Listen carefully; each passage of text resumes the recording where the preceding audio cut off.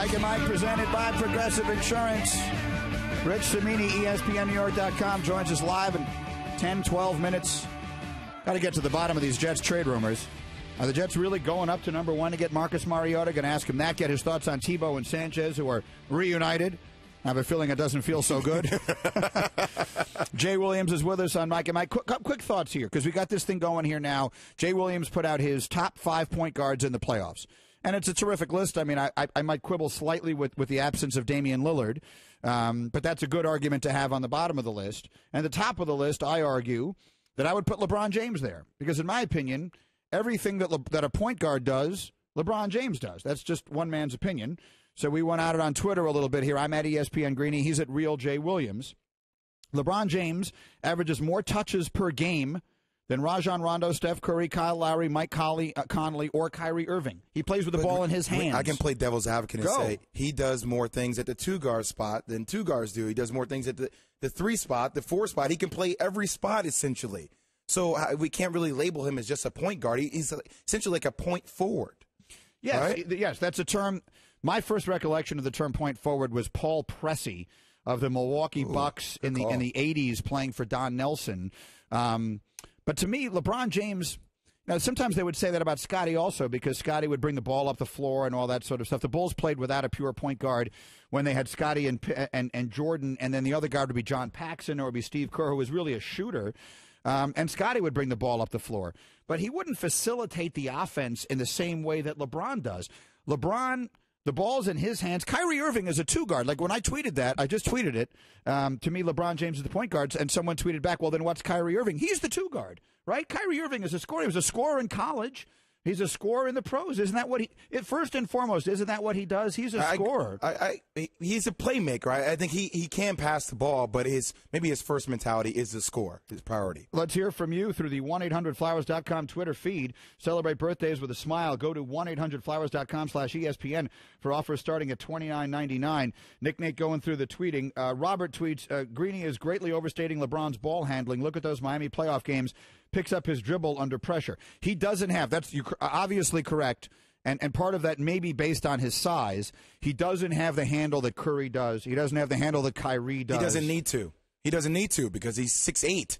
You know, he can do that stuff. He can just overpower you. I think look, I came out with my PG list, but the fact of the matter is the game is transcending into a different category. We're not labeling players anymore. That's where the game is truly going. You hear these college coaches or these NBA coaches talk about these players. They're not saying, oh, this player's a point guard, this player's a shooting guard. You can't define them that way. You put them in the box when you do that. They're saying that these guys are playmakers. That brings an interesting question that'll sort of, because of the way the game is being played, and I want to ask Jeff Van Gundy this question. He'll join us on the Subway Fresh Take Hotline in about a half hour. The first 2 picks in the draft this year we expect to be Karl Anthony Towns and Jahlil Okafor, right? And the college game is really what you spend most of your time covering.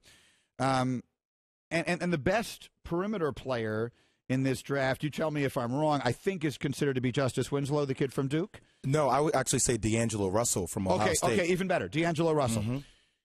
Now, I don't know if D'Angelo Russell projects to be a superstar on the next level. But if you had a guy who projected to be, who looked like he might turn into Russell Westbrook, maybe D'Angelo Russell does. You've seen him play more than I have. Yeah, I wouldn't say he has Russell Westbrook type explosiveness. I think he's a good playmaker because of his basketball IQ. So I'm confusing my own point. Here's the point. Here's the question I want to ask you.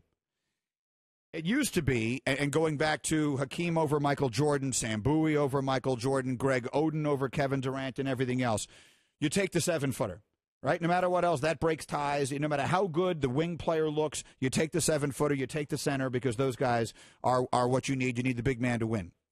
Is that over? Which I guess what I'm saying is I don't think that D'Angelo Russell or Justice Winslow look like locks to be, perennial NBA superstar type of guys, the next James Harden or whomever it is. Maybe they are. Maybe they will be. God bless them. I hope they are. But if you had a guy like that in this draft, would Karl Anthony Towns and Jahlil Okafor still go 1 and 2? In this day and age, do you still take the 7-footer? I think so, just because there's a rarity. And if you're the Knicks and if you're Phil Jackson and you're thinking about running the triangle, then I think Jahlil Okafor fits directly into that because you already have a wing in Carmelo Anthony. But if you have a guy who can transcend the game at the guard spot, maybe that's something that you take and use as trade bait. I mean, it depends on how great the player is. But how many times do we see a player like a James Harden or a LeBron James? We don't see those type of guys all the time. Well, and it's hard to project. Okay, maybe those guys, because now you're talking about the MVP less than leaders. 1% elite. I'm talking just generally speaking. Is it still the school of thought that you take the 7-footer if he's there, regardless of how good? I mean, Greg Oden versus Kevin Durant is a perfect example of it. Now, when Durant came out, some people wondered if he was too skinny, he couldn't bench press, and all that kind of stuff. He couldn't bench press 135. Right, but look at him. But look, yeah, I know. I'm with you. I'm with you. It seems to be working out okay. So, do you take? If Justice Winslow, if you look at Justice Winslow and you see Kawhi Leonard, if you look at I actually see Kawhi Leonard and James Harden. Now, I'm not saying those two together. Okay, I'm not saying he's going to reach that point, but he has that style of play. Is that more valuable today than a 7-footer? That's a great question. Who's the most valuable guy in the NBA right now who's 7 feet tall? And I'm not counting like Dirk, who I think is 7 feet tall, and a couple of the other stretch fours who are 7 feet tall. All right, yeah. But even, I'll include Howard. The pure fives. The pure fives. Who are the? There are not a lot of great pure fives. I mean, Marcus Saul. Marcus Saul, Dwight Howard, DeMarcus Cousins. But he's not 7 feet tall. Right. His name just jumped out of my head. In the Clippers, who can't make a foul shot. DeAndre Jordan. You might make a point that it's more valuable to have a slot. Like I think the wings now are yeah. more valuable than anything. That's where the game is won. The game is won away from the basket. They've opened it up that way. No one, who's dumping the ball down low and watching a guy work, with the footwork in the post anymore? And the basketball in the 70s and even the 80s, every team had that guy. But you could make the argument by saying that since we don't have that, since that is a rarity, maybe when you see a guy who can provide you with something like that. I remember we were talking with Stephen A. at the Champions Classic at the beginning of the year. Yeah. And we were going through the list of, top centers in the game, and names like Dwight Howard, DeMarcus Cousins, Marcus Saul, all these guys, Tim Duncan, all these guys were mentioned. And then we were like, well, how about Jahlil Okafor? I mean, if those kind of names are dwindling, then doesn't it make sense to take a chance on a guy like that who actually has that skill set that we haven't seen in a while? Well, it's an interesting question, because you wonder if it then becomes a liability on the other side. I'll give you a great quick trivia question. How many players in the NBA this year who stand 7 feet tall or taller, average 20 points a game? Take a guess. 1. 0. 0. The answer is 0. Dirk? 0 players in the NBA who are 7 feet tall, who are listed at 7 feet tall, average 20 points a game this season.